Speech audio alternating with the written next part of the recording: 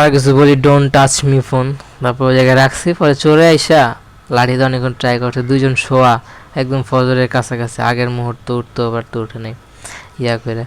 পর ওই জায়গাতে লাঠি নিয়ে নিচ্ছে, নিয়ে 5 তলায় নামছে। নামার পর সে জায়গায় ট্রাই করছে, বাচ্চা মানুষও থাকে, বাচ্চা মানুষ জায়গায় গেছে বা সে টের পাইছে, তার লাঠি ধরে রাইখা দিছে, চোরের লাঠি। তারপর আর কি চোর আর উপরে উঠে ছাদ দিয়ে উঠে বাড়িতে নেমে গেছে। ফোনে ট্রাই করছি, ট্র্যাক করছি, অনেক কিছু করছি, অনলাইনে যে আবেদন করে জিটি সেটাও ট্রাই করছি, অনেক সময় হয় না। পরে আম্মু বক্স নিয়ে ডাইরেক্ট দৌড়াইয়া আশেপাশে থানা আছে, যে থানায় যা জিডি করছে। জিডি করলে হয় না, যোগাযোগ রাখা লাগে কারো একটা, যদি আপনার ওরকম কোনো প্রভাবশালী লোক থাকে তারা দেওয়া ফোন কলের মাধ্যমে জিনিসটা ধারাবাহিকভাবে করা লাগে, বা এরকম অনেকে এটার উদ্যোগী নিচ্ছে যে খুঁজে দিব, তাদেরকে বললে তারা নিজের আন্ডারে রেখা করে। নাহলে যদি আপনি যদি খালি জিডি করে রেখা দেন, খোঁজখবর না নেন, তাহলে সেটা আর পাওয়ার আশঙ্কা থাকে না, কমা যায়, খোঁজখবর নেওয়া লাগে। কয়জন এবার খোঁজখবর নেওয়া, আমাদের মতন মিডল ক্লাস ফ্যামিলি, যেটা আমরা হারাই গেলে একটা ফোনই ফিউচারে, জীবনে বক্স করলে একটা ফোনই আনবক্সিং করছি, আর জীবনে এটাই নতুন ফোন হিসাবে আমরা গ্রহণ করতেছি। এলে সেই হিসাবে কিন্তু আমাদের অনেক বড় কিছু, সবার জন্য এক না। যাই হোক, অনেকে দামি ফোন তারাও এই জিনিসটা করে, আর আমাকে কম দামি ফোন আমাকে করতে হইতেছে, কারণ ফোনটা অনেক শখের ফোন। স্যামসাং ভালো ফোন আলহামদুলিল্লাহ। পরে নিয়ে গেল, অনেক ঝামেলা শেষ হলো, যে ঘরেও গ্যাঞ্জাম কোনো কাহিনী শেষ হলো, অনেক কিছু হলো, শেষ না। পরে অনেক জায়গায় ট্র্যাক করলো, পরে মামার একজনের পরিচিত মামা, সে এটাকে আগ্রহ নিয়ে খুঁজে দিল, সে অনেকজনেরটাই খুঁজে দিচ্ছে, আমারটা খুঁজে। যখন এই ডোন্ট টাচ মি থাকতো, তাহলে কিন্তু সে ধরলে সাউন্ড হইতো, তাহলে সবাই জায়গায় যেত, ফোনটা নিতে পারতো না। ঘটনা সোজা বুঝতে পারতেছেন, এটা করো ভালো একটা দরকারি অ্যাপ। এভাবে অনেক দিন গেল, 1 মাস 2 মাস 2-3 মাস ওয়েট করা লাগে, কারণ এর মধ্যে যদি সিম না লাগায় তাহলে ট্র্যাক করাটা কষ্টকর হয়ে যায়। সিম লাগালেই ওই একটা মেশিন আছে, মেশিনটায় নোটিফিকেশন আছে যে এই ফোনটা এখন অ্যাভেলেবেল আছে। এই যেরকম যে আপনি টাকা ওঠান না বা আপনাকে জরিমানা করে, ওই ধরনের মেশিনের মাধ্যমে এই কাজটা করে, ট্র্যাকিং কাজটা করে। বা সিম কোম্পানির সাথেও যোগাযোগ রাখা লাগে, যে এরকম ফোন যদি কোনো সময় নেটওয়ার্কের আন্ডারে আসে তখন ইনফর্ম করা হয়, ঠিক তখন তারাও আগ্রহ নিয়ে কাজটা সমাধা করে। এবং লোক দায়িত্বপ্রাপ্ত কর্মকর্তা নিয়মিত ওই জায়গায় বসে থাকা লাগে, কথাবার্তা করা লাগে। তারপর আমরা ওপেন ক্যামেরায় আসি, পরে খুঁজলাম, পরে এটা আনতে যাইতে হইতেছে একটু দূরে একটা থানায়, যে থানাটা আমাদের এদিক থেকে অনেক দূরে, কারণ ওই জায়গায় যাওয়াটাও মুশকিল, জায়গাটার নামটাও শুনাও থরথরায় কাঁপার একটা জিনিস। নারায়ণগঞ্জ থানায় যে ফোনটা যেই স্যারের কাছে, সেই স্যার এখনও অফিসে আসে না, আসবো আরও কয়েক ঘন্টা পরে।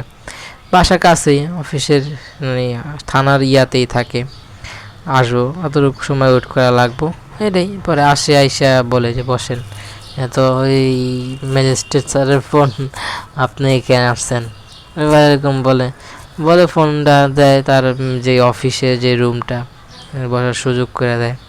ওই সময় অসুস্থ ছিল। যাই হোক, পরে ধারাবাহিকভাবে অনেক প্রক্রিয়ার মাধ্যমে পরে হ্যান্ড ওভার হয়। পরে বাসায় আসার সময় দিই পাশে একজন লোক আমাকে দেখতেছে, পরে একজনকে ফোন করলো যে আপনি কি জিডি করছেন, এরকম ট্র্যাক করছেন। পরে আমাকে বাসে উঠছে, অনেকে এরকমই সিচুয়েশন করে করছে যে আমাকে ধরবো বা এরকম। আমার নিজের মনে হয়েছে নাকি এটার, জানি আসলে কি ঘটনাটা সত্যি নাকি মিথ্যা। অনেকে বোঝার নেওয়ার ট্রাই করতেছে, অনেক ধাক্কাধাক্কি ঝামেলার মধ্যে ছিলাম। আমরা যখন মেন রোডে আসছি, নিজের এলাকায় আসছি, পাওয়ার বাইরে গেছে, তখন আর সমস্যা হয়নি আলহামদুলিল্লাহ। তখন ফোন নিয়ে বাসায় আসে, তখন থেকে ইউজ চলতেছে, আবার কিছুদিন রাখছি গ্রামে দিকে গেছে। ওপেন ক্যামেরা দিয়ে আগে স্যাম্পনি দিয়ে আমি অনেক কন্টেন্ট বানাইছি, স্যাম্পনি ZB-11 দিয়ে। এটা দিয়ে কী করা যায়, ডাইরেক্ট ক্যামেরা অন কইরা হইতাছে সাউন্ড রেকর্ড করা যায়, হেডফোন হোক মাইক্রোফোন দিয়ে হোক, অপশনটা অন করলে ইজিলি করা যায়। এরা যদি আপনি এই বর্তমান যেই USB কেবল দেওয়া যে ফোনগুলা তৈরি হয়, যেগুলো সি ড্রাইভ নামে টাইপ সি, এইগুলা সব ফোনেই এখন যেই ক্যামেরা থাকে, ক্যামেরা অপশন যেটা থাকে পার্সোনাল ক্যামেরা, এই ক্যামেরা অন করলে অটোমেটিক যে কোনো ধরনের মাইক্রোফোন যদি আপনি ইউজ করেন, তাহলে সেটা সাউন্ড রেকর্ড করবো, এটা নিশ্চিত। এটা কোনো ওপেন ম্যাপেন ক্যামেরা কিছু লাগে না। নামাইছি, যদি সামনে লাগে সেটা অন্য হিসাব, তো এই টাইপ সি থাকলে ইজিলি আপনি মাইক্রোফোন দিয়ে ইউজ করতে পারবেন। কিন্তু আগে তো আমার এরকম ভালো কোনো ফোন ছিল না, সব ছিল ওল্ড ফোন, যেগুলা হেডফোন দিয়ে রেকর্ড করতাম।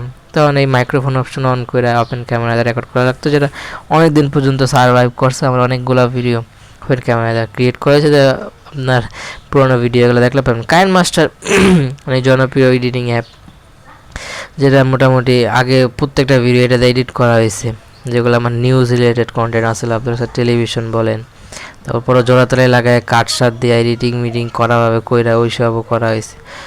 আস্তে আস্তে যে ব্লগ চ্যানেলের কি অনেক ব্লগ কিন্তু এই কাইনমাস্টার দিয়ে এডিট করা হয়েছে। অনেক কাইনমাস্টার দিয়ে কন্টেন্ট চান তাহলে কমেন্ট করতে হবে। আর A to Z screen recorder, এটা আমার প্রথম স্ক্রিন দিয়ে রেকর্ড করে কন্টেন্ট বানানোর প্রথম হাতিয়ার, এটা দিয়ে শুরু করছিলাম। পরবর্তীতে এক্স রেকর্ডার আর অন্য রেকর্ডার আমি ট্রাই করছি, কিন্তু এজার দিয়ে স্টার্ট হয়েছে। অনেক ফিচার আছে। লো কনফিগারেশনের জন্য এটা না, লো কনফিগারেশন এক্স রেকর্ডার অনেক ভালো। এক্স রেকর্ডার আমি এই যে ওটার নামটা পছন্দ হয়েছিল, পরে এটাই লো কনফিগারেশনের ফোন ওটা ছিল না ওই সময়, ভালো একটা দামি ফোন ছিল, কিন্তু অ্যান্ড্রয়েড ভার্সন অনেক পুরানো ছিল, অনেক কন্টেন্ট পর্যন্ত আমার সহায় হয়েছে। যাই হোক ফোনটাও ভালো এটাই। পরে এটা গেল, এটাতে অনেক কন্টেন্ট বানিয়েছে আমার চ্যানেল আব্দুল সাদ টেলিভিশন, যদি তার আগের ভিডিওগুলো দেখেন অনেক ধারণা পাবেন। আর ভিএন ভাই বর্তমানে বেস্ট, কাইনমাস্টার ক্যাপকাট সব বাদ দিয়ে আপাতত হইতেছে আমি ভিএন ধরছি। এই পর্যন্ত যত কন্টেন্ট দেখছেন সব ভিএন দিয়ে এডিট করা। আমার পরবর্তীতে কাইনমাস্টারের পরে যে সফটওয়্যার ভিএন, ক্যাপকাটে আমার কোনো সময় ভিডিও এক্সপোর্ট করে আপলোড হলেও হাতে গোনা কয়েকটা, মনে হয় নাই বললেই চলে। ভিএনের কাইনমাস্টার দিয়ে এডিট করা হয়েছে, আপাতত কাইনমাস্টার দিয়ে এডিট হয় না, শুধু ভিএন দিয়ে। অনেক ফিচার আছে এই কয়েকদিন যদি এই ভিডিও আপলোড সব ভিএন দিয়ে কীভাবে ভিডিও এডিটিং শিখতে চাইলে কমেন্টে কমেন্ট করুন। পরবর্তীতে ভিএন এডিটিং আপনাদেরকে ধারাবাহিকভাবে আগায় নিয়ে যাবো ইনশাল্লাহ। আর এক্স রেকর্ডার, এটা দিয়ে এখন স্ক্রিন রেকর্ড হইতেছে, আপনারা ডিসপ্লে যা দেখতেছেন ডিসপ্লে কথা সহজে আমার রেকর্ড হইতেছে, এটা একমাত্র এটা অনেক অনেক ভালো একটা স্ক্রিন রেকর্ডার, অনেক দিন পর্যন্ত আমাকে সহায় করছে, অনেক ভিডিও এটাতে আছে। তো পিক্সেল ল্যাব হইতেছে অনেক জনপ্রিয় থাম্বনেল এডিট, ফটো এডিটিং, এটার বেস্ট অ্যাপ। অনেক লোগো বানাই, ইউটিউবের ব্যানার বানাই, তারপর হচ্ছে ফেসবুকের ব্যানার, ফেসবুকের লোগো, তারপর থাম্বনেল, অনেক কিছু। আগে তো এগুলো অনেক বানাইতাম, এখন আপাতত এগুলো চেঞ্জ করার জন্য আগ্রহ, মন মানসিকতা, নেট অ্যাক্সেস এগুলো নাই থাকার কারণে পিক্সেল আপাতত ওরকম এডিটিং কম হয়, থাম্বনেল বানাই না বললেই চলে।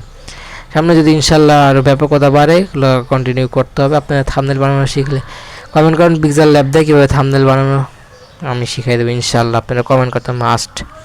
তো ওয়াইটি স্টুডিও, এটা না ছাড়া তো ইউটিউবিং জার্নিটা অনেকটা আনপ্রফেশনাল হয়ে যায়। এটা আপনার মাস্ট লাগবে যদি আপনি ইউটিউবিং করতে চান বা করেন।